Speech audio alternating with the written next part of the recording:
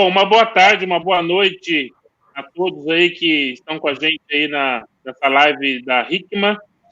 E hoje temos assunto, hoje temos histórias aí, e nós temos hoje aí o pastor João Félix, que o Eliezer vai estar apresentando aí.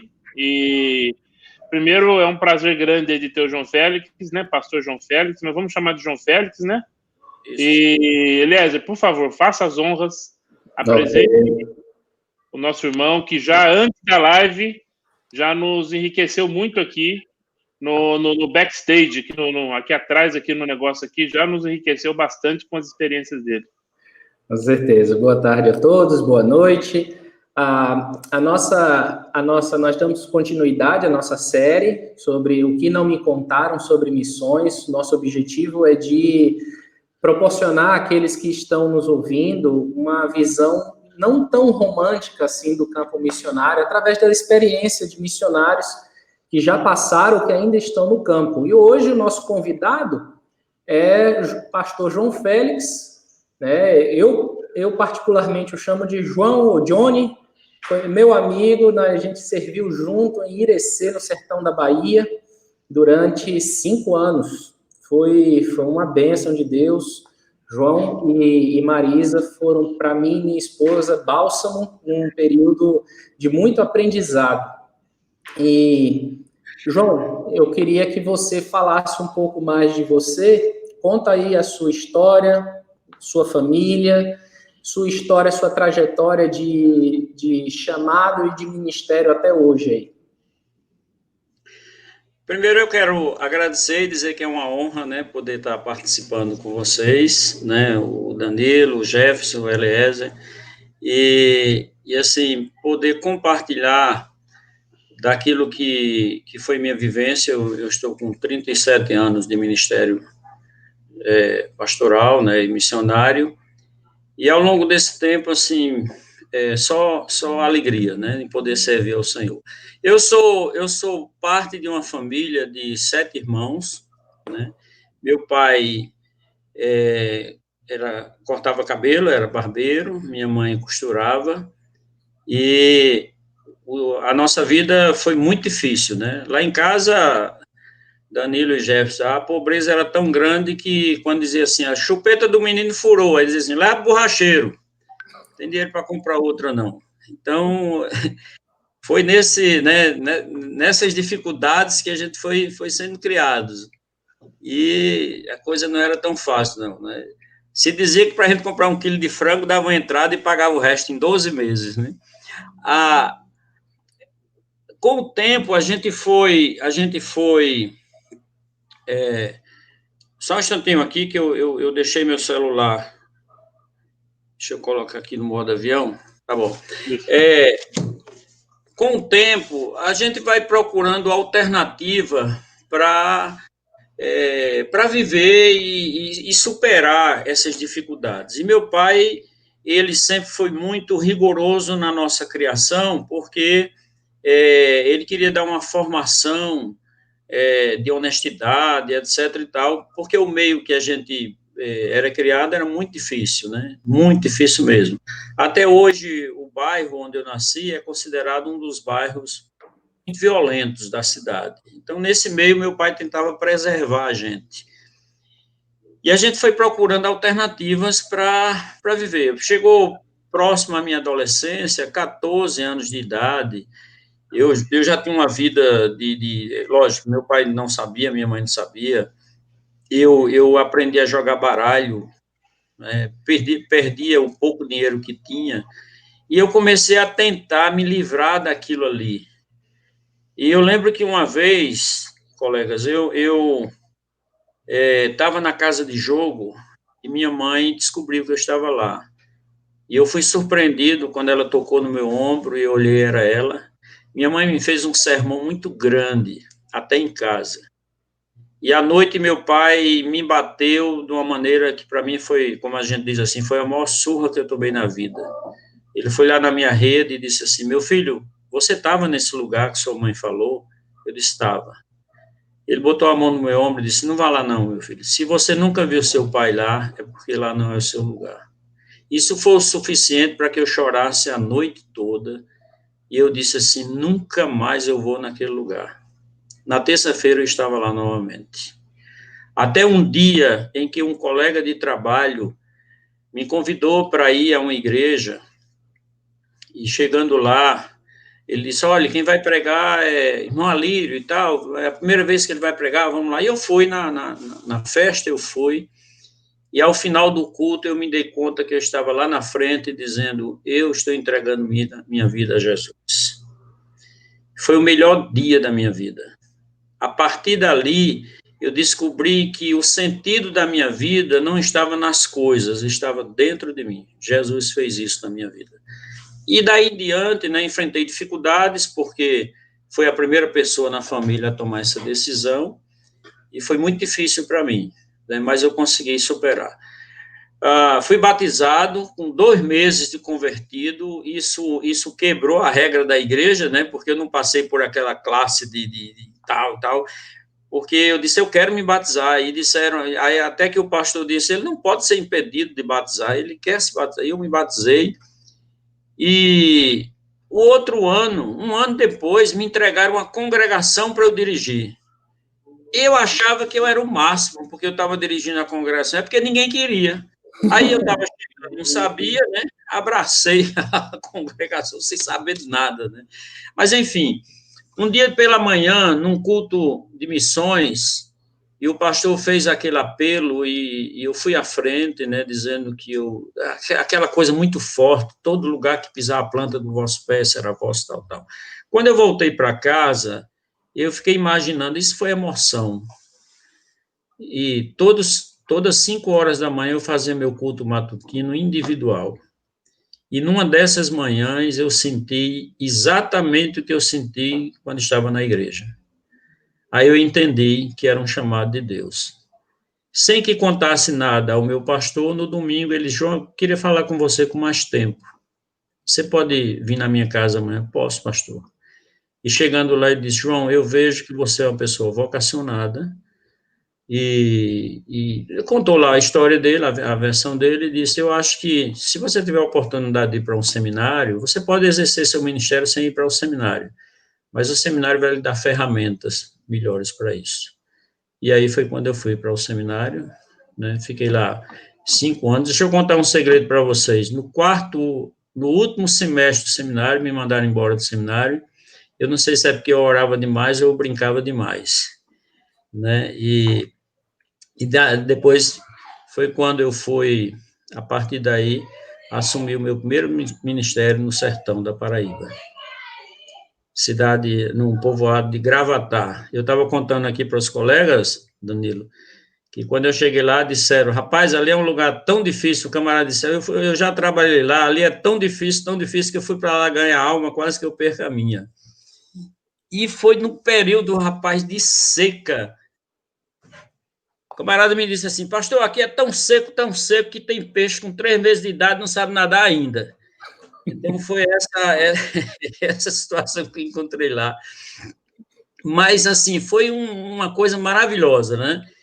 E assim, eu estava contando para a Eliezer que, como Deus é maravilhoso, eu participei do projeto que abriu uma das primeiras igrejas no Alto Sertão da Paraíba.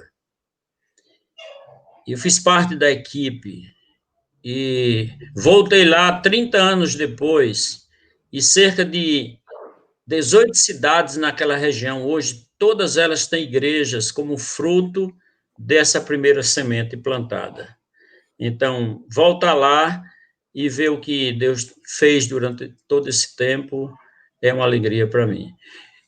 Deixa eu só concluir essa parte aqui, dizendo que, na verdade, eu não sistematizei nada, viu, Eliezer?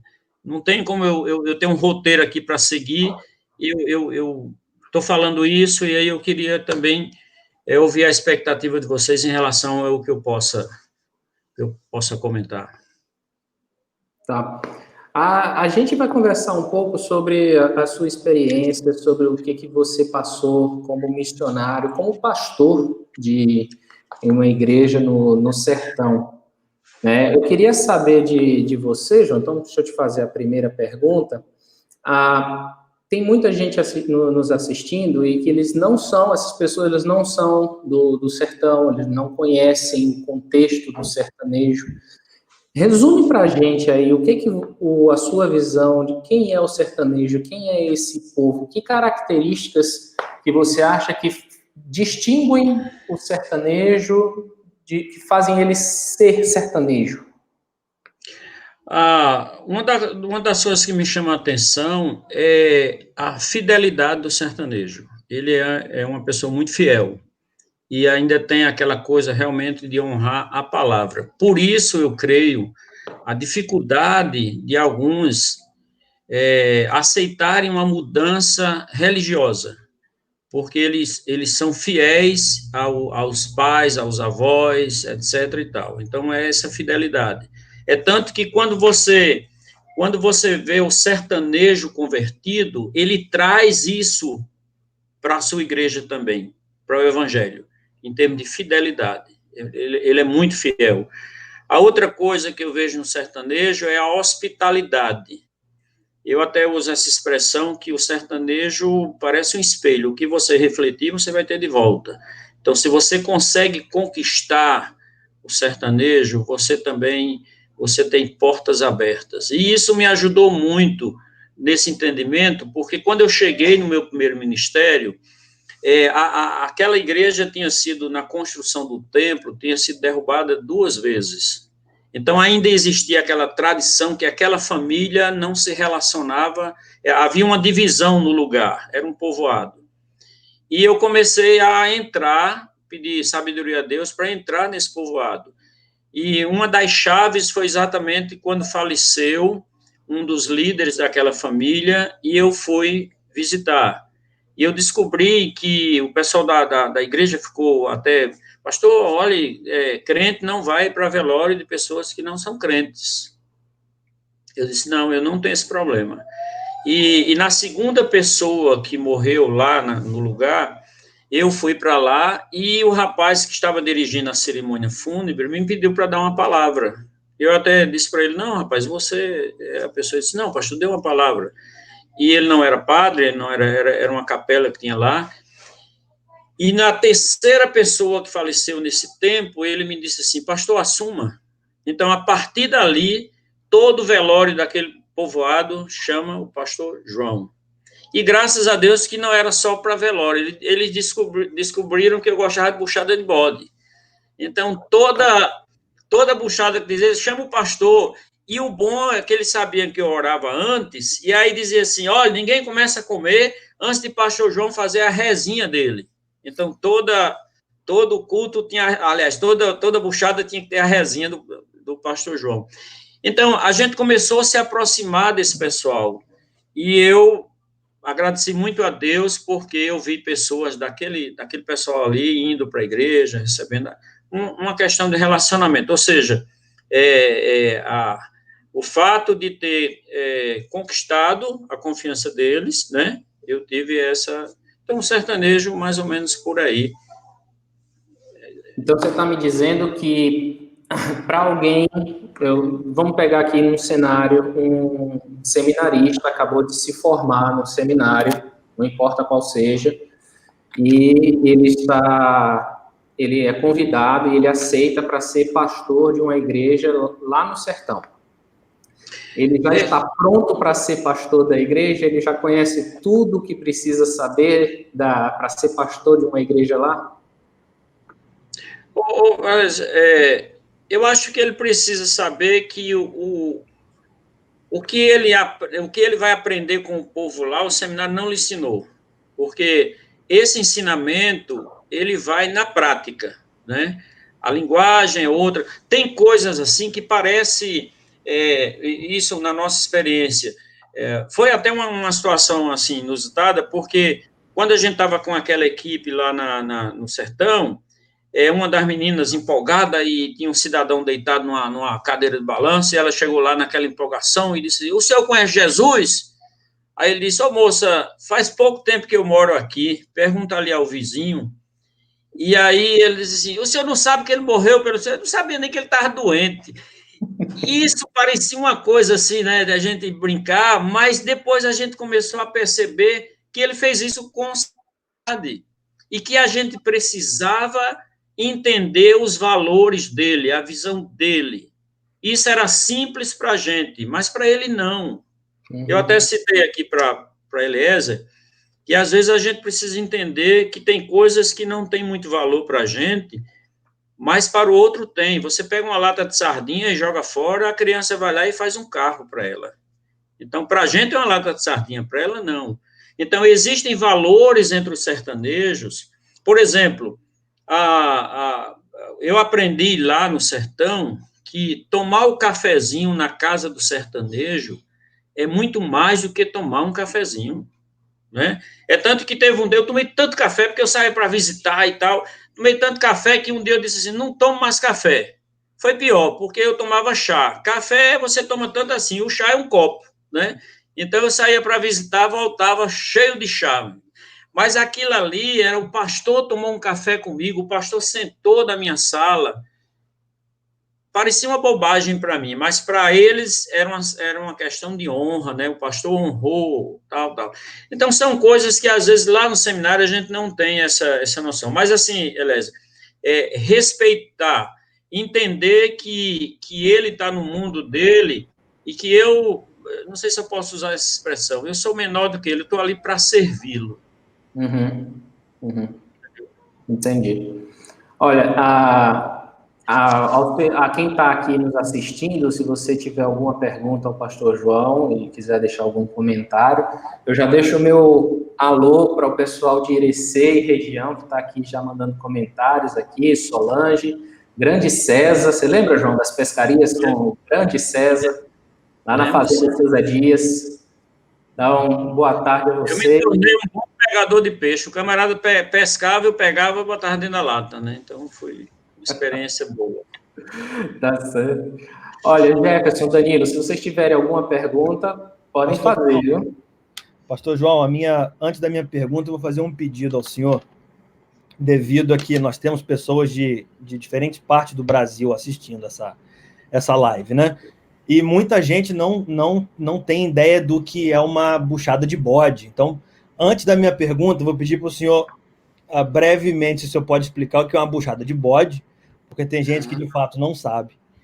E seguindo, eu queria perguntar ao senhor, como o senhor explicou já muito bem a questão cultural do sertão, né? Como é o cenário cultural do sertão. E a minha pergunta para o senhor ela é como essa cultura, esse fator cultural influencia o lado religioso do sertão, né? O senhor como pastor chegando num lugar como líder religioso, como essa cultura local influencia a cultura religiosa, o lado religioso do sertão onde o senhor trabalhou aí. Primeiro, a buchada de bode, depois que você tira toda a carne do bode, etc., você pega as vísceras e faz vamos dizer assim, um molho, né, alguma coisa assim, só que ele é cozido, né? Então, ele, depois de pronto, é uma delícia. E ele é bom para a beleza, para o cabelo e para a postura. Desde criança que minha mãe deu para a gente, né? Por isso esse resultado que vocês estão vendo aí, né? Rapaz, em relação a questão... Mas, o pastor João, deixa eu, ainda na buchada, só para... dentro de outras culturas, a buchada de bode, ela é algo característico, né? E até me disseram que a buchada de bode, a forma de fazer de um estado para o outro do Nordeste muda, né? Tem algumas coisas que mudam. Mas, assim, como é para alguém que vai na casa de alguém, que vai ali para fazer amizade, dentro da hospitalidade, da fidelidade, mas que vai com o propósito de comunicar o evangelho, né? Ali, se essa pessoa... Porque a buchada de bode, para quem nasceu ali, é simples. Né? Para quem vem de fora... para comer ali a primeira vez, assim, isso pode ser ofensivo? Isso pode ser negativo, no caso da pessoa recusar, por exemplo, essa buchada? A buchada termina sendo aquele cafezinho que eu falei. Porque, na verdade, você está dizendo assim, eu estou comendo com você, é porque eu não sou maior do que você, entendeu? Então, ele come comigo à mesa, né? E a buchada é saudável, porque eu não sei explicar tecnicamente, mas a buchada ela é saudável porque a carne de bode é uma carne saudável. Então, não há problema, pelo menos a gente não tem. Agora, tem lugares que faz a buchada do bucho do bode, por isso se chama buchada. Na Bahia, me parece que é assim. Mas aqui a gente usa as vísceras, usa tudo aquilo ali. E também, assim, quando você fala, raramente alguém come uma buchada sozinho. Então, a buchada significa aquele bolo de aniversário que você precisa de alguém. Quando você é convidado para comer uma buchada, você está sendo convidado para um evento de família, entendeu? Então, por exemplo, quando eu era chamado, eu sabia que ia encontrar lá muita gente. E era um privilégio para mim e para eles também chamar o pastor que está aqui com a gente, né? É alguma coisa assim. Em relação à questão cultural, cada povo tem seu jeito de ser. Eu acho que, Danilo, quando você entende os valores, né? É tanto que a gente usa essa expressão assim, se você consegue ganhar a confiança do sertanejo, é como se fosse aquela história da injeção. Se você consegue dar uma anestesia no início, o restante não vai doer tanto. Então, isso passa por uma questão de relacionamento. Eu acho que entender se relacionar com o sertanejo é muito importante. Você se sentir um deles, né? Porque eu acho que há uma ideia. Eu não sei se a gente pode usar essa expressão, uma baixa estima pela ideia de que sempre se olha para o sertanejo como sendo um coitadinho, tal, e não é assim. Eu conversei com o pastor Eliezer antes, eu tive no sertão esses dias, sertão da Paraíba, e uma coisa que eu achei interessante é assim, várias cidades que o evangelho se desenvolveu foi exatamente com os obreiros locais, que foram treinados, capacitados, e que não precisaram daquela fase de adaptação, porque eles já conhecem a realidade deles. E depois, até em termos de manutenção, um custo menor. E isso fez com que a região, por exemplo, da Paraíba, hoje, o sertão da Paraíba, hoje, é diferenciado depois desse entendimento, né? De pessoas que, culturalmente falando, já estavam nivelados ali. Eu acho que, não sei se atendi a sua pergunta, mas por aí. Pode falar. Eu acho que isso que você falou é muito interessante, porque da mesma forma que a pergunta que o Eliezer fez sobre o seminário, se tivesse a oportunidade, né? Nós não estamos aqui sendo contra seminário, fazendo nenhuma apologia, nada disso. Mas eu imagino que se tivesse esse casamento, né?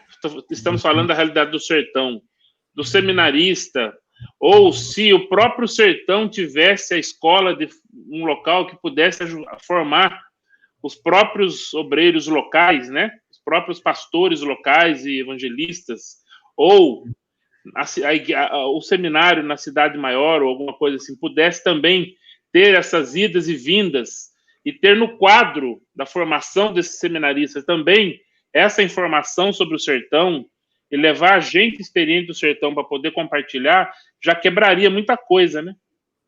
Eu acho, Jefferson, que existe, assim, um conceito do que é ser missionário, e entra aquela parte romântica, né? E no meu entendimento, por exemplo, a gente precisa fazer uma separação. Vamos pensar assim, uma casa, nem sempre quem fez o alicerce fez as paredes ou pintou, cada um teve uma parte. Eu acho que, por exemplo, o missionário plantador de igreja, eu acho que é diferente do pastor. eu não sei se eu vou saber dizer, mas, por exemplo, o plantador de igreja é aquele que juntou gente, o pastor é aquele que vai cuidar de gente. E nessa construção da igreja, eu digo assim, missionário construindo igreja é igual pobre construindo casa. Não se perde nada. Você aproveita tudo, né? Às vezes você está numa igreja, você tem pessoas ali com 3, 4, 5 anos lá, e essa pessoa não é nada. Aí no campo missionário, você está trabalhando sozinho, a primeira pessoa que se converte, você já coloca essa pessoa para lhe ajudar, para caminhar junto, né? Depois de um certo tempo, a coisa muda. E eu acho que não há esse entendimento, muitas vezes, de que quem está plantando uma igreja está numa fase diferenciada de outras, né? Lembra daquele camarada que disse que chegou na igreja e o pastor mandou todo mundo orar, mas recita um versículo tal, e ele entrou na igreja, daqui a pouco disse, eu sou a luz do mundo, eu sou o caminho à verdade, eu sou. Quando chegou a vez dele, ele disse, eu sou José Antônio da Silva. Entendeu nada, né, do que estava acontecendo ali, né? Então, às vezes acontece que você precisa ter esse entendimento. E quem sai, às vezes, de um seminário, ele sai com a bagagem boa, né? Mas não é essa ferramenta que ele vai precisar lá, certo? Eu tenho um macaco no meu carro, mas às vezes para o que eu vou precisar é de uma chave de fenda. Aquele macaco não vai ser usado nunca. Então eu posso ter uma bagagem e me frustrar porque, poxa vida, eu tenho toda essa bagagem, mas não vou precisar disso aqui. Né? Porque esse campo missionário, às vezes, é mais simples do que tudo aquilo que a gente...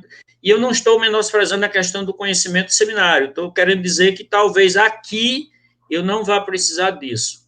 Eu tive a experiência, graças a Deus, de ter sido o pastor da igreja, de ter sido um missionário, ter sido um coordenador de missões, etc. e tal. Então, isso me deu essa, sei lá, essa forma de ver, né? Por aí.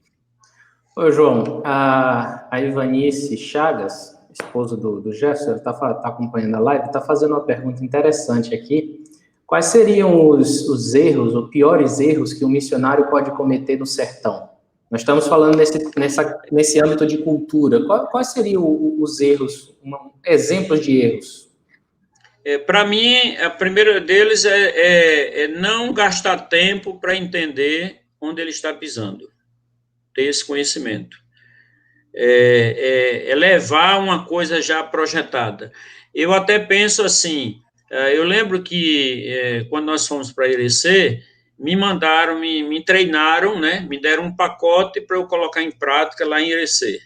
Quando eu cheguei lá, eu percebi que aquele pacote era muito bom, mas não se enquadrava ali. Por exemplo, colegas, eu quando eu cheguei em Irecê, eu percebi, me deram um templo, né? Aliás, lembro disso, me deram um templo em 50 e tantos dias, e eu percebi que aquele templo, naquele momento, ele não foi tão útil, no sentido de quê? De ajuntamento de gente.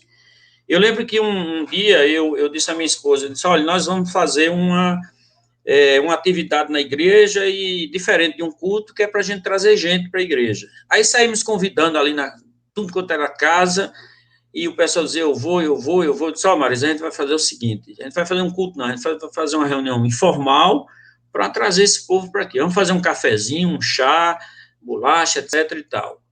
Aí, imaginei que a igreja ia estar lotada depois de 7 horas da noite. Cheguei lá às 6 horas, 6h30, 7 horas, 7h30. Nunca comi tanta bolacha com café na minha vida como naquele dia.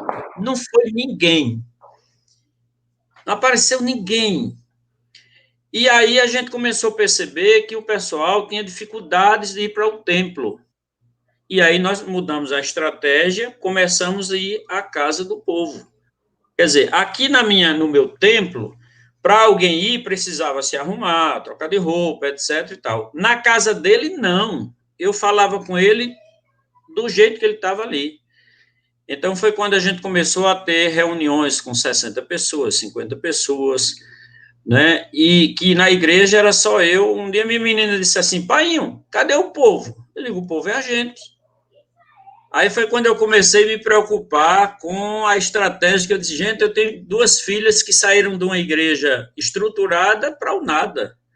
Aí comecei a pedir oração para que Deus fizesse minhas filhas entenderem o nosso ministério. E eu acho que, colegas, porque um dia eu estava indo para o templo e a mais velha disse assim: pai, eu tive uma ideia. A gente leva um DVD da Xuxa, bota na igreja, vai juntar um monte de gente, quando juntar a gente tira e bota um de crente. Aí eu disse: olha, Deus respondeu porque está dando a estratégia para elas, né? Mas eu acho que essa de entender, precisa entender o povo lá. Se não entender, para mim é um dos maiores erros. João, o que você falou aí,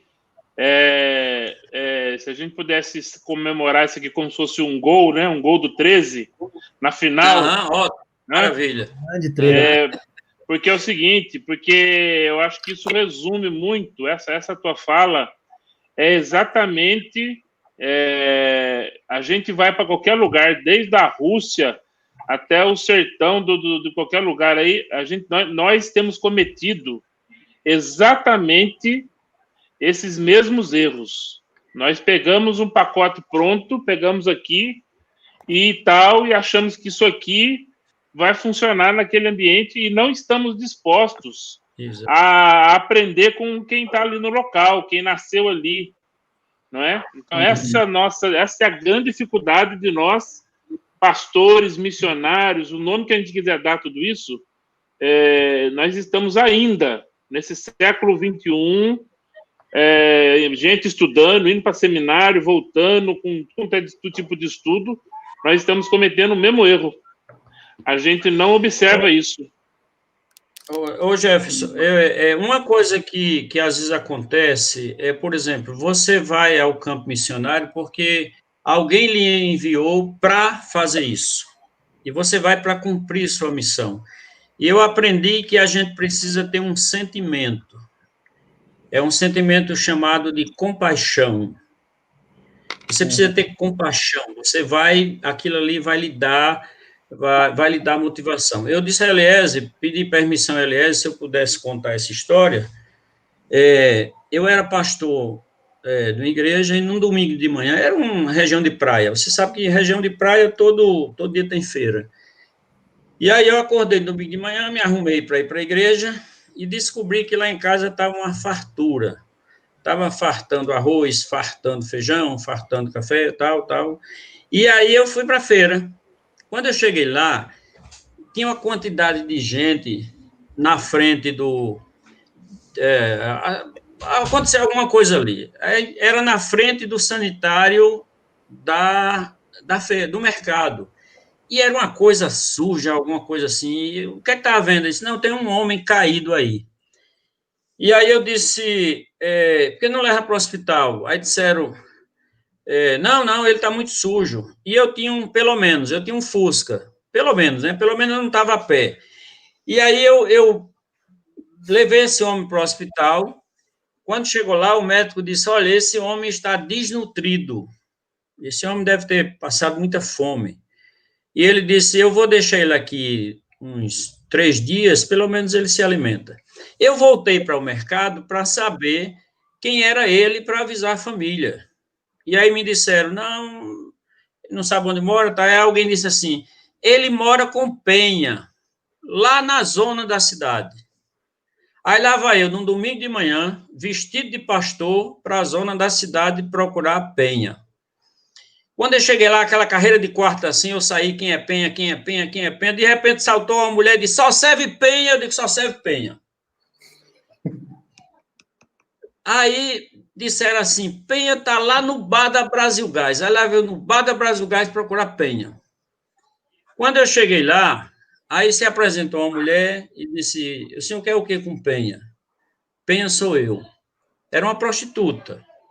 Aí eu disse assim: Penha, é porque eu deixei seu marido lá no hospital, assim, tal, contei a história. Aquela mulher disse assim: não, ele não é meu marido, não. É porque ele não tem onde morar. E quando eu termino meus trabalhos, eu não durmo em paz sabendo que tem alguém igual eu dormindo na rua. E aí eu boto ele para dormir dentro do meu quarto. Penha me deu uma paulada, porque eu era o pastor da primeira igreja, eu era o anjo de Deus naquela cidade, e vi muita gente dormir na rua igual eu. E ainda durmo, sabendo que tem gente na rua. Então, a partir dali, eu aprendi uma lição que eu preciso resgatar dentro de mim a compaixão. Aliás, a Bíblia diz que a maioria dos milagres que Jesus fez, e ele teve compaixão. Porque se houver compaixão, a gente quebra qualquer regra, a gente supera qualquer coisa para alcançar aqueles que precisam de nós. Eu penso dessa forma. Isso aí é extremamente importante para qualquer ministério, né? Se colocar no lugar do outro, saber sentir a dor do outro. Ô João, falando nisso, em se colocar no lugar do outro, deixa eu te fazer outra pergunta. Me explica como é que seria. Eu agora já estou numa cidade sertaneja, eu já estou ouvindo o sertanejo, eu já estou indo comer uma buchada de bode, tomar um cafezinho na casa dele. Como é que agora eu me comunico com ele? A comunicação para com o sertanejo é a mesma daquela que eu aprendi no seminário? Para eu comunicar, eu estou falando de comunicação a respeito de ensinar a Bíblia. Como é que eu ensino? É da mesma forma que eu aprendi no seminário? Eu acho que não é da forma que eu aprendi no seminário, mas o sertanejo, ele tem mais facilidade de entender quando você, no meu entendimento, quando você utiliza uma linguagem mais figurada. Por exemplo, o que aconteceu lá em Irecê. Quando a gente saiu para estar com o povo, eu tinha que estar com o povo no lugar que o povo estava. Então, teve um período, Irecê tem um período frio, um período quente. Então, no período quente, aquele pessoal, aquelas casas onde as pessoas só entram para dormir, né? Aquele setor ali era assim. Então, o pessoal ficava o tempo todo sentado lá fora. E aí eu comecei a me sentar com aquele povo ali, né? Eu tirava, eu não tinha roupa de pastor, eu chegava lá de bermuda com minha sandália havaiana e me sentava no meio do povo e começava a ouvir histórias. Então, teve uma ocasião que eu me sentei ali com eles e eu ouvi história de futebol, história de mulher, história de briga, história... E lá para as tantas, eu disse assim, eu queria contar a minha história, eu já ouvi a história de vocês. Eu disse, olha, eu queria contar a história de um homem. A minha história é a história de um homem que teve um desejo. Quem aqui nunca teve um desejo? Aí cada um contava seus desejos lá, e esse homem tinha tanto desejo de ver um outro que ele chegou a subir no árvore. Era um cara rico, mas o cara subindo. Aí alguém disse, pastor, isso não é a história de Zaqueu? Eu disse, sim. Mas o que eu quero dizer a você é que no final da história, Jesus entrou na casa de Zaqueu. E nós aqui estamos levando Jesus na sua casa. Então, se você tem desejo de receber Jesus na sua casa, na terça-feira à noite, 8 horas da noite, a gente vai levar. A partir daí, a gente começou a agendar casas, né? É tanto que a igreja ficou sendo mais nas casas do que no templo. Eu entendo que eles entenderam a minha linguagem, né? Para abrir a porta. Anos depois, eu voltei lá em Irecê, e alguém comentou dizendo assim, tempo bom era aquele do pastor João, porque pastor João era da nossa casa, né? Porque eles entenderam, eu acho que é essa linguagem aí. Certo. Pastor João, a pergunta que eu tenho para o senhor, ela é, falando do campo missionário, né? Falando sobre preparação, a gente conversou sobre isso. O que acontece muitas vezes existe, e eu digo isso no melhor sentido dessa expressão, existe um romantismo, esse lado romântico de ir para o campo missionário, né? Isso. Principalmente nós que somos movidos por emoção, né? Nós brasileiros, a gente se emociona muito facilmente. E Deus me leva, me manda, eu vou, eu quero ir, eu sinto que eu tenho que ir. Glória a Deus por isso, não tem absolutamente nada de errado com isso.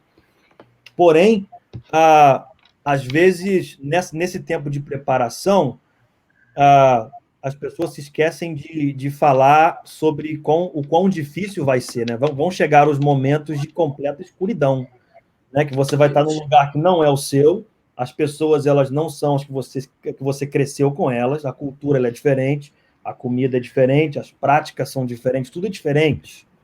Então, assim, o que eu queria perguntar para o senhor é, na sua experiência, o que o senhor já passou, o que o senhor pode compartilhar com a gente aqui sobre esses tempos difíceis do campo missionário, onde você olha em volta e não tem nada, né? É você e Deus, e às vezes, dependendo da situação, alguém pode até questionar se de fato, será que Deus me mandou para cá de verdade ou se ele não me mandou? O tempo de escuridão no campo missionário, que é parte do campo missionário, né? Se o senhor pudesse compartilhar um pouco para a gente aí.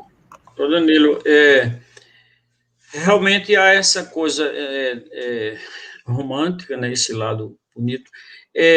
Eu respeito demais, por demais, a experiência pessoal de cada missionário, porque eu tenho a minha. Não necessariamente a do outro tem que ser igual à minha. Mas, no meu caso, tem hora que eu acho assim, eu acho que Deus gosta mais de mim do que todo mundo, porque ele tem sido muito bondoso comigo. Quando eu fui para o campo missionário em Irecê, eu era pastor de uma igreja com em torno de 350 membros, uma igreja que até hoje me ama, eu amo aquela igreja, ela me mantinha muito bem, e quando o pastor, o pai do pastor Eliezer, me disse quanto eu teria para viver no campo missionário, era 30% do que eu recebia na igreja. Então, alguém chegou e disse, você vai com essa condição? E eu disse, olha, se eu tenho a convicção que Deus está me chamando para lá, é porque eu confio no sustento dele, né? E foi o orçamento melhor da minha vida, porque era o dízimo, a feira, a escola das meninas e a prestação do carro, né? Chamei minha esposa, eu disse, nós vamos fazer aqui um planejamento, uma contenção de despesa. A gente vai cortar seu cabelo, que é a coisa mais cara que tem dentro de uma casa, chama-se cabelo de mulher. Ou negócio caro. Por isso que a gente chama de minha caríssima mulher. Aí, nós fomos para lá, assim, precisava de tempo para dizer como Deus cuidou da gente nessa área, né? Eu digo, Danilo, que Deus cuida da gente até quando a gente faz bobagem, porque uma noite lá, eu não sei porque queria assistir jogo de Flamengo, que eu não tenho nada com Flamengo, e meu óculos estava embaçado. Eu fui dar um polimento no meu óculos com uma lixadeira. Meu amigo, quando eu trisquei, foi pedaço de óculos para tudo quanto foi lugar. Aí eu fui lá, né, aquela coisa carente, e dizer à minha esposa, Marisa, eu quebrei meu óculos. Ainda me chamou de abestalhada, pai. Como é que você vai dar um polimento no óculos com uma lixadeira, rapaz? E no outro dia eu fui na ótica, o rapaz disse R$ 150. Rapaz, eu não tinha R$ 150. Aí, quando eu cheguei em casa, a Marisa disse assim, João, se alguém chegasse para você e dissesse, pastor, eu fiz isso e eu preciso de R$ 150, o que você faria? Eu dizia, Marisa, eu ia orar. E por que você não vai orar? Eu lembro nitidamente que eu sentei naquela poltrona e sem nenhum aparato a mais e disse assim, Deus, tu sabe o quanto eu preciso de óculos. Entra com providência. À noite, eu abri meu Iocurt, IMSN, uma coisa assim, e estava lá uma mensagem de um colega dizendo, João, eu fui pregar numa igreja e recebi uma bênção. E eu quero dividir essa bênção com você. E no outro dia tinha R$ 200 na minha conta. E eu tive o privilégio de poder ir à igreja daquele colega e do púlpito dele eu dizer, o que você fez não foi dividir uma bênção comigo. Deus lhe usou para dizer, João, continue, eu lhe sustento. Aprendi duas coisas, que Deus é fiel, e nunca mais eu dou um polimento num óculos com a lixadeira, nem que você me pague. Vencemos essa parte, pastor. E a outra coisa foi a nível de estratégia. Eu estou acostumado com a igreja com 350 pessoas, um auditório lotado. E, de repente, eu percebi que eu não tinha ninguém. E eu precisava dar uma satisfação a quem me chamou. A quem me chamou. A quem me mandou para lá. Eu precisava dar resultados. Isso para mim, foi muito desafiador. Mas depois eu entendi, eu tenho uma expressão que eu digo assim, Deus parece a pata da onça. A gente só vê depois que passa. Nunca se vê a onça passar. Ah, passou aqui, passou aqui. Hoje, depois que eu saí de lá, eu percebi que eu não fui lá para plantar uma igreja numerosa, mas para plantar um conceito de igreja. É tanto que o missionário que me substituiu, ele dizia assim, João, você lembra de fulano? Se converteu. Você lembra de fulano? Se converteu. A gente vai fazer aquilo que vem às mãos, né? E essa ânsia por esse resultado, às vezes, termina trazendo essa frustração. De repente, Deus não mandou você para lá para fazer o que você está pensando, né? Mas Ele tem seus planos. Isso aí, Danilo. Legal. Ô, João, como é que você lidaria, como vamos dizer assim, o que você diria para um jovem que chegasse para você e dissesse assim, olha, Deus está me chamando para ser missionário no sertão? Que conselhos você daria para ele, em termos de preparação de maneira global? Primeiro, tenha convicção e se despreenda de tudo. Eu acho que o despreendimento ele é fundamental, porque quando você está apegado a alguma coisa, aquilo vai lhe trazer saudade, aquilo vai lhe trazer nostalgia. Então, se entregue na missão.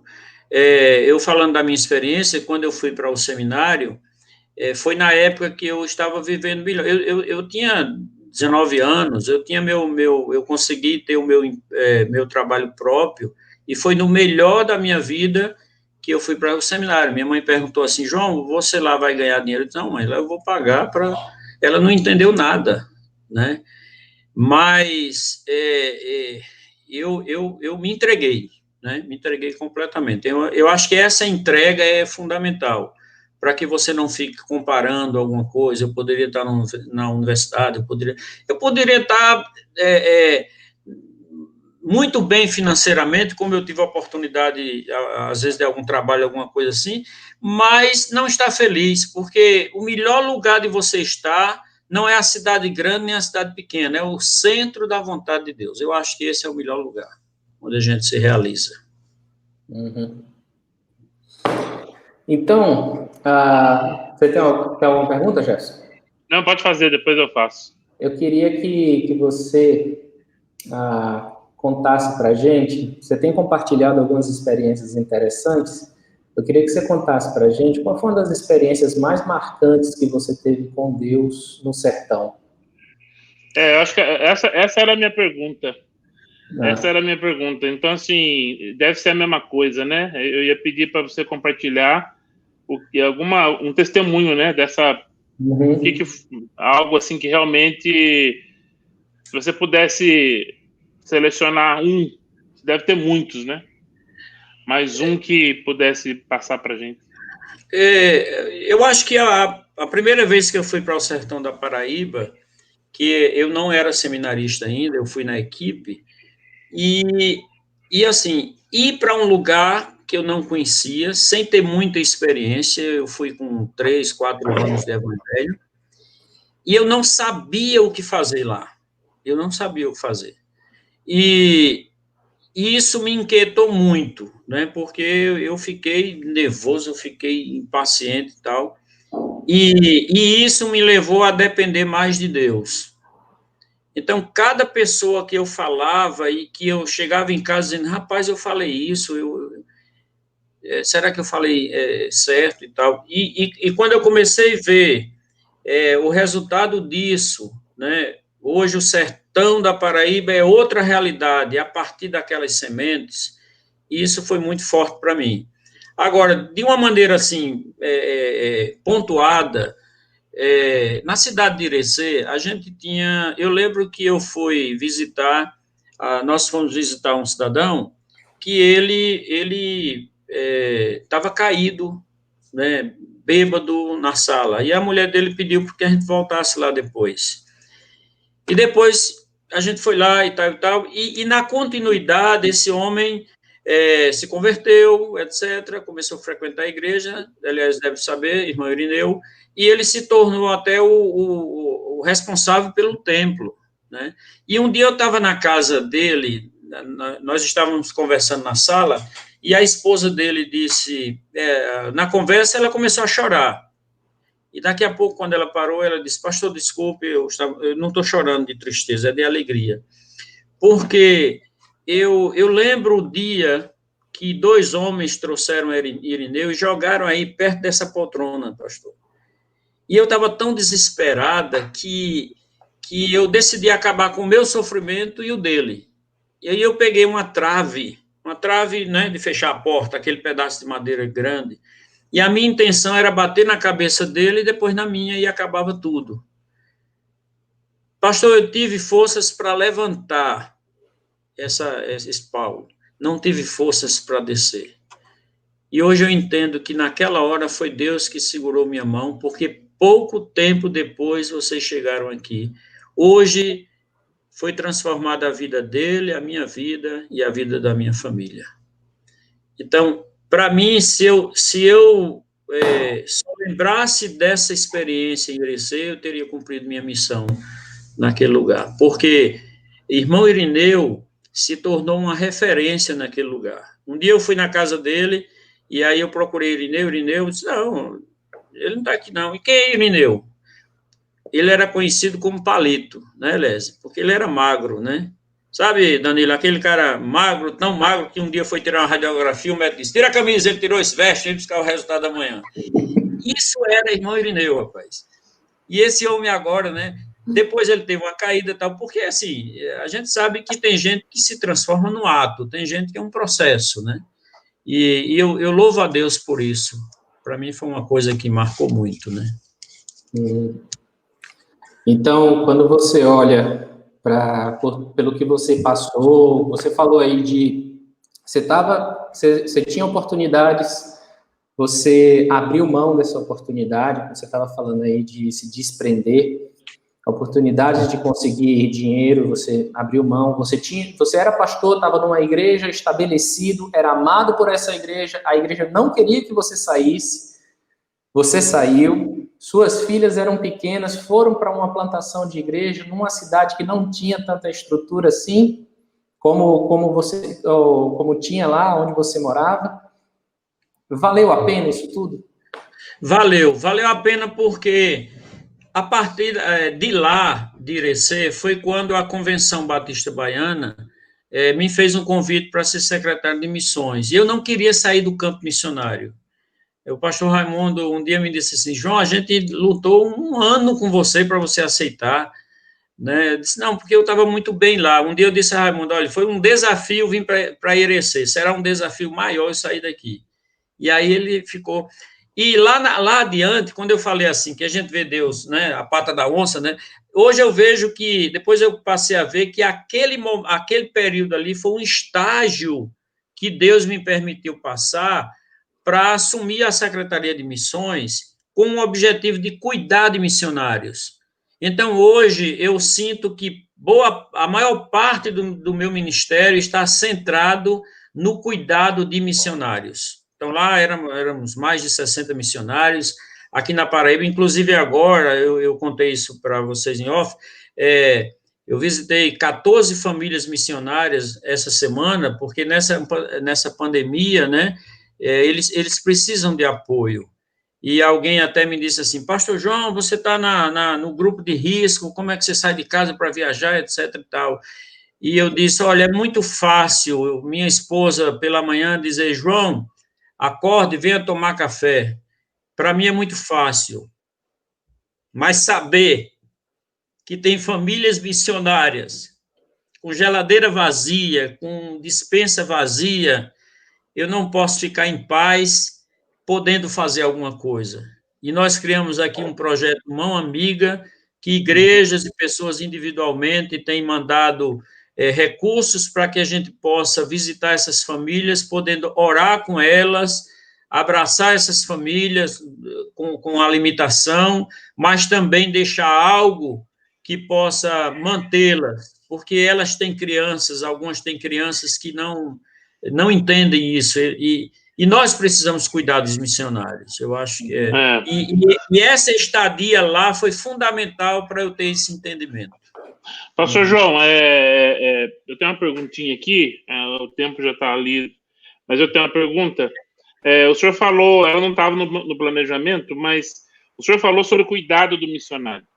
Nós temos visto hoje, graças a Deus, nós temos visto as organizações missionárias, algumas delas ter o seu departamento chamado de SIM, né, Cuidado Integral do Missionário. Quando a gente fala desse cuidado, na sua experiência, o que não pode faltar? Vamos supor, se eu sou responsável em cuidar do missionário, então sou responsável por 15 missionários, um está na China, outro está no sertão, outro está na Polônia, outro está na Europa. O que é interessante para quem cuida de missionário? O que não pode faltar na sua visão? A gente pensa sempre na questão alimentar, etc. e tal, mas o missionário precisa de apoio emocional, espiritual, porque nós missionários, pastores, somos igual hiena. Hiena dá um grito, só outra hiena entende, né? Então, às vezes a nossa linguagem, a gente não tem muito espaço para poder fazer isso.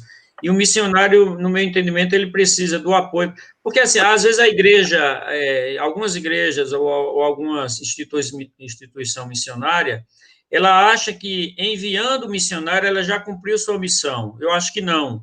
É igual a criança nasceu, agora você vai ter que cuidar. Mandou o missionário para lá, vai ter que cuidar. Esse é o meu entendimento. Então, é um entendimento de que a gente precisa apoiar, dar o mínimo que ele possa viver tranquilo, né? E também apoiar, porque é uma família. A carga é muito grande. Você imagina um missionário numa cidade sertaneja, por exemplo, ele às vezes ele recebe pouco para sobreviver, mas ele tem que ser o melhor comprador da cidade. Ele tem que ser o melhor pai da cidade, ele tem que ser o melhor, tudo melhor, ele tem que ter os melhores filhos. Então, isso é uma carga muito grande que ele absorve, e nem sempre ele tem condição de gerir. E ele está vendo toda aquela situação, porque eu acho que o missionário numa situação dessa é igual o camarada que trabalha com carvão. Ele chega em casa, não tem jeito dele não trazer um pouco de pó. Não tem jeito do missionário ver tudo isso e ficar isolado disso. Ele traz para si e se sente impotente e isso traz uma carga emocional muito forte. Eu acho que ele precisa ser cuidado nessa parte emocional, espiritual. A gente aprendeu a caminhar sozinho, né, pastor?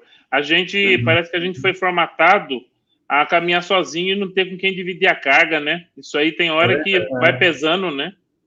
Eu ia comentar exatamente isso, porque a importância de, às vezes, não é só o missionário não ter a oportunidade de se abrir e ser pastoreado, mas às vezes ele foi formatado e ele não quer, ele sente resistência, né? Eu já estive lá pastoreando também e existe uma certa resistência. Poxa, para quem que eu vou me abrir, né?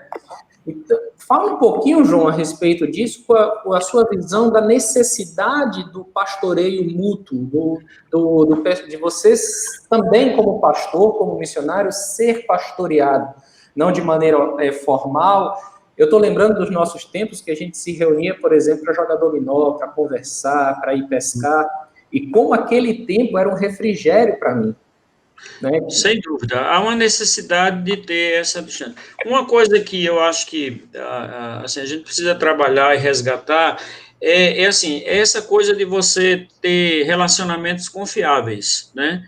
porque às vezes a gente precisa desse espaço, né, para a gente poder dizer, poder abrir, poder dividir com o outro, né?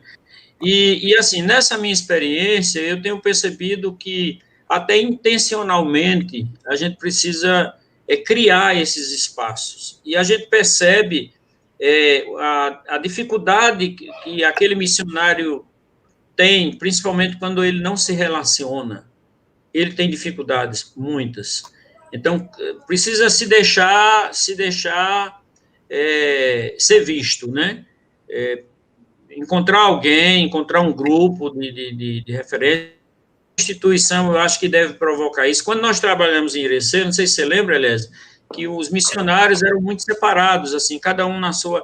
E intencionalmente nós fomos trabalhando, daqui a pouco nós tivemos um grupo coeso de missionários que podiam conversar, podiam se abrir um com o outro e tal, né? Isso é fundamental. Eu acho que se deixar, né, ser visto, né? Tem isso aí. Mas se expor, né? É importante. Isso. Existe o risco de se expor, mas também existem os benefícios em se expor, né? Eu mesmo, tem hora que eu tenho o dom da fofoca, então tudo que você me contar eu vou terminar dizendo a todo mundo, né? Então precisa ter cuidado. Gente. Olha, tá muito bom esse nosso tempo aqui, mas nós estamos terminando, tá certo? Muito obrigado, João, pelo seu tempo aqui. Jefferson, Danilo, vocês têm algumas considerações finais? Danilo, seu áudio está cortado. Não.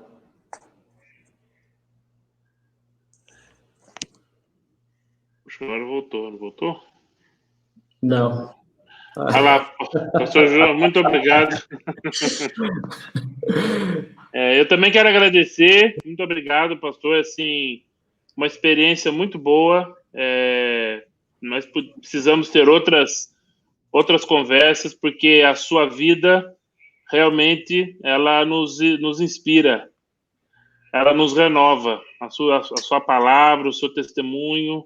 Eu acredito que muita gente que assistiu e que outros que vão assistir, né? Muita gente entra depois, né? Que vai lá para o canal. Isso.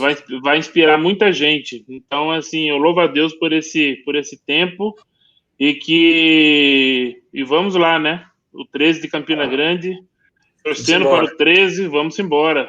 E muito obrigado. E quero caminhar mais próximo do senhor. O senhor tá realmente bom, é uma bênção. Eu tô fazendo tudo isso aí só para ganhar o chapéu, tá? Mas é só para... Tá bom, filho. Um abraço. Um abraço. Danilo, um abraço, viu? Eu acho que... Hoje deu problema lá. Deu problema no áudio dele. Mas tá bom, João, muito obrigado. Foi realmente bênção. E aquilo como o Jefferson falou, vai ter outra oportunidade, a gente vai trazer você de volta para a gente continuar a nossa conversa. Tá bom? Tá bom. Foi um prazer, eu desejo que Deus continue abençoando a todos e uma ferramenta fundamental que eu não posso dispensar, eu quero pedir a vocês, que é as orações, né? A gente precisa demais das orações. Amém. Isso aí, Elésio. Tá certo. Você que está nos assistindo, muito obrigado pelo seu comentário e com a graça de Jesus nos vemos terça-feira que vem. Um abraço.